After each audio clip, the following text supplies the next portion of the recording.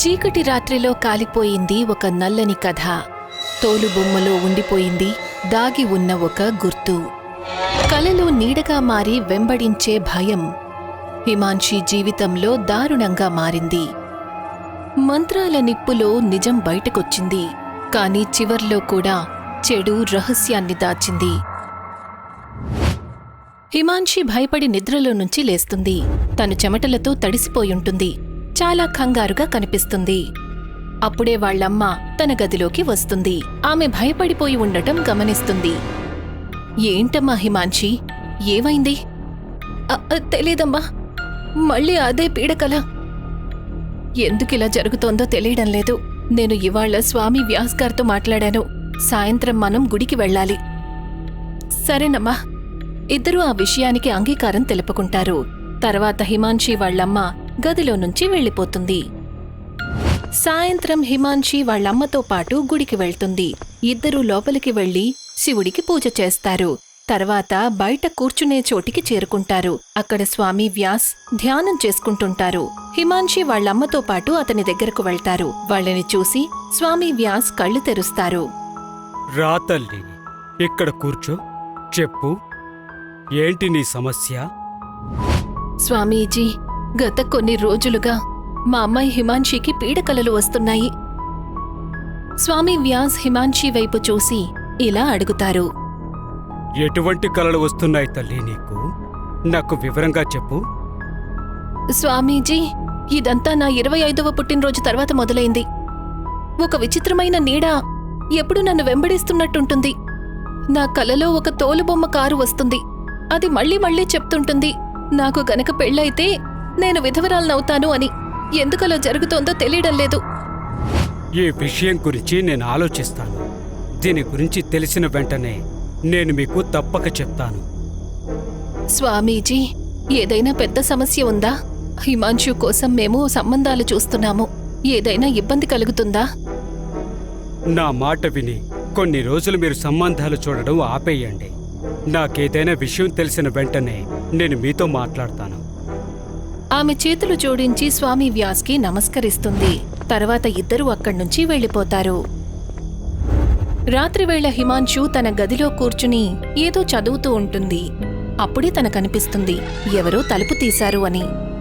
ఆమె వెనక్కి చూడదు. వచ్చింది వాళ్లమ్మ అని అనుకుంటుంది.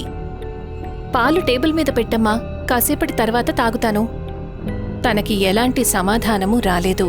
తను వెనక్కి తిరిగి చూస్తుంది, కాని అక్కడ ఎవ్వరూ ఉండరు. అది చూసి తను ఆశ్చర్యపోతుంది. హిమాన్షి లివింగ్ రూంలోకి వస్తుంది. తను వాళ్లమ్మ కోసం వెతికే ప్రయత్నం చేస్తుంది, కాని తనకక్కడ కనిపించలేదు. అమ్మా, అమ్మా! అప్పుడే వాళ్లమ్మ కిచెన్లో నుంచి తనకి సమాధానమిస్తుంది. ఏంటమ్మా? ఆ మాట చెప్పి వాళ్లమ్మ కిచెన్లో నుంచి బయటికొస్తుంది. ఆవిడ చేతిలో ఒక ట్రే ఉంటుంది. అందులో ఒక గ్లాస్తో పాలు ఉంటాయి. ఇదిగోనమ్మా, నీకోసం పాలు. కాని గడగడ తాగే. త్వరగా వెళ్ళి పడుకో. రేపుదయాన్నే మనం బామ్మ ఇంటికి వెళ్ళాలి. అమ్మా, ఇందాక నువ్వు నా గదిలోకి రాలేదా? నేనా? నేను నీ గదిలోకి ఎందుకు వస్తాను? ఏమైంది తల్లి? అమ్మా, ఇప్పుడే నాకెలా అనిపించిందంటే ఎవరో నా గదిలోకొచ్చినట్టు. నేను మాట్లాడే ప్రయత్నం చేసినప్పుడు ఎలాంటి సమాధానం రాలేదు. అలా ఎలా సాధ్యమవుతుంది? సరే వదిలే, బహుశా నా భ్రమై ఉంటుంది. హిమాన్షి వాళ్లమ్మ తనకి పాల గ్లాసు ఇస్తుంది. ఆ తర్వాత హిమాన్షి అక్కడ్నుంచి వెళ్ళిపోతుంది. హిమాన్షి చేతుల్లో పాల గ్లాసు తీసుకుని తన గదిలోకి తిరిగి వెళ్తుంది. ఎప్పుడైతే తను గదిలోకి వెళ్తుందో అప్పుడు భయంతో తన కళ్ళు పెద్దవవుతాయి. తను చూసేసరికి తన మంచం మీద ఒక చిన్న తోలుబొమ్మ ఉంటుంది. దానికి 4 వైపులా రక్తపు గుర్తులు ఉంటాయి. తన చేతిలో నుంచి పాల గ్లాసు కింద పడిపోతుంది. మరుసటి రోజు హిమాన్షి తన ఇంటి బయట కూర్చుని ఉంటుంది. పూర్తిగా వణికిపోతూ ఉంటుంది. వాళ్లమ్మ తన దగ్గర కూర్చుని తనని పట్టుకుని ఉంటుంది. తనకి నచ్చజెప్పే ప్రయత్నం చేస్తుంటుంది. అన్ని వైపులా జనాలు కంగారుగా చూస్తూ ఉంటారు. స్వామి వ్యాస్ గది లోపల ఉంటారు. ఆయన అన్ని వైపులా చూసి ఆ చోటుని పరిశీలిస్తూ ఉంటారు. వారికి అక్కడి గాలి బరువుగా నకారాత్మకంగా అనిపిస్తుంది. ఆయన తన సంచిలో నుంచి ఒక బాటిల్ తీస్తారు. గదిలో దానితో చల్లుతారు. ఎవరు నువ్వు? ఇక్కడికి ఎందుకొచ్చావు?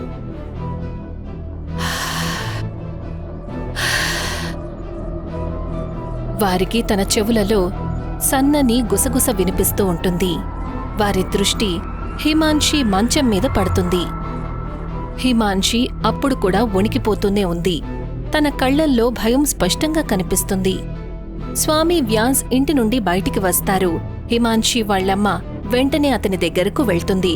అతనిని ప్రశ్నిస్తుంది. స్వామీజీ, చెప్పండి, ఏం జరిగింది? ఏదైనా పెద్ద సమస్య? నాకు నిజం చెప్పండి. మీకు ఎవరితోనైనా ఏదైనా శత్రుత్వం ఉందా? మాకా? మేము అలా ఎవరితోనూ శత్రుత్వం పెట్టుకోలేదే.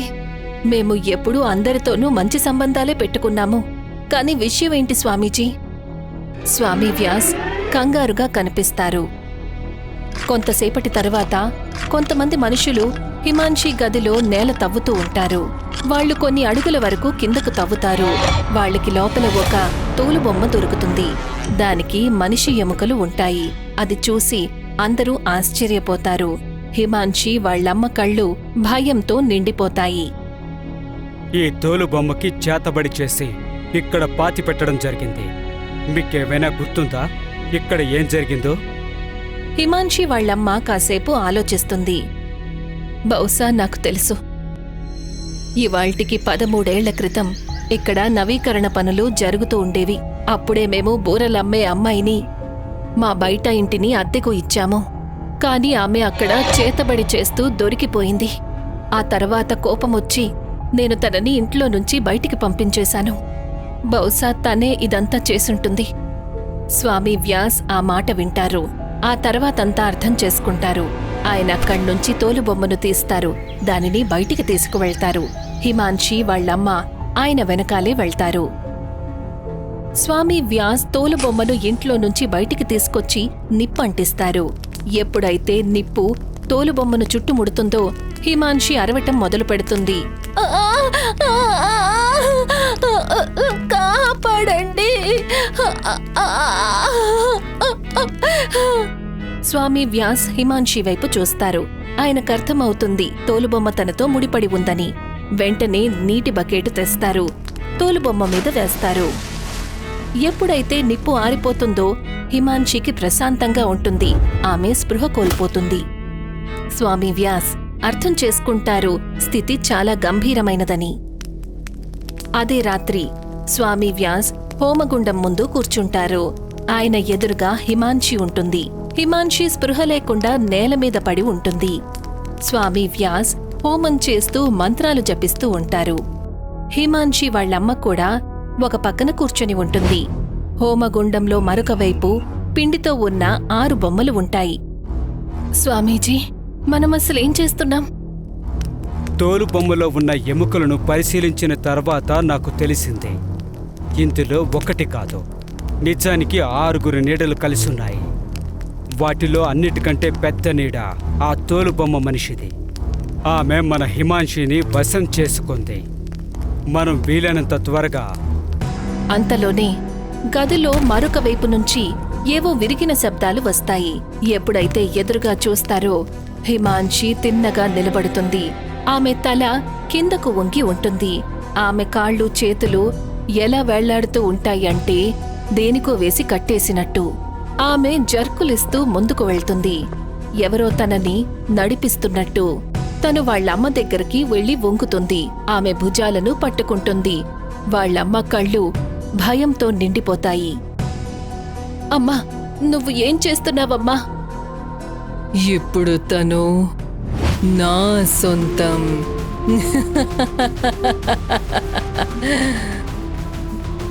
హిమాన్షి ఉన్నట్టుండి హింసాత్మకంగా ఇంటి గోడల మీదకు ఎక్కుతుంది.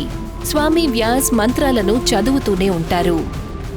హిమాన్షి కోపంగా అతని వైపు చూస్తుంది. నువ్వు నన్ను చంపుతావా? ఆమె కిందకు దూకుతుంది. తోలుబొమ్మలాగా నడుస్తూ స్వామి వ్యాస్ దగ్గరికి వెళ్తుంది. తర్వాత ఆయన పీక పట్టుకొని ఆయన్ని పైకి లేపుతుంది. ఊపిరి ఆడకపోయినా స్వామి వ్యాస్ తన ఆఖరి ఆహుతి అగ్నిలో వేస్తారు. ఉన్నట్టుండి అక్కడ ఉన్న 6 తోలుబొమ్మలు కదులుతాయి. అవి ఒక్కొక్కటిగా స్వయంగా హోమగుండంలో కలిసిపోతాయి. హిమాన్షికి జర్కులు వస్తాయి. ఆమె శరీరంలో నుంచి నల్లని పొగ బయటికి వస్తుంది.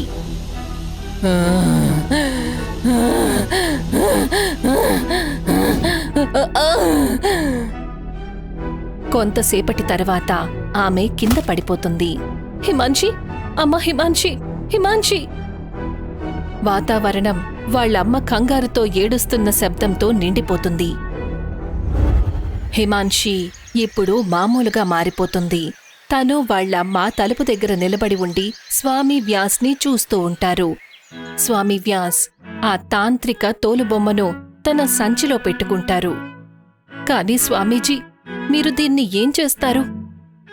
ఈ రాక్షసి హిమాన్షి శరీరంలో నుంచైతే వెళ్ళిపోయింది, కానీ అంతం కాలేదు. నేను ఈ తోలుబొమ్మను సరైన చోటుకి చేర్చాలి, దీనిని తప్పుగా ఉపయోగించకుండా ఉండడానికి. దానితో పాటే స్వామి వ్యాస్ అక్కడ్నుంచి వెళ్ళిపోతారు. హిమాన్షి వాళ్ళమ్మ మళ్లీ తమ ఇంటి లోపలికి వెళ్తారు. ఇంటి మూలలో ఒక ఎముక ముక్క పడిపోయుంటుంది. నెమ్మదిగా దానంతటదే నేల లోపలికి వెళ్ళిపోతుంది.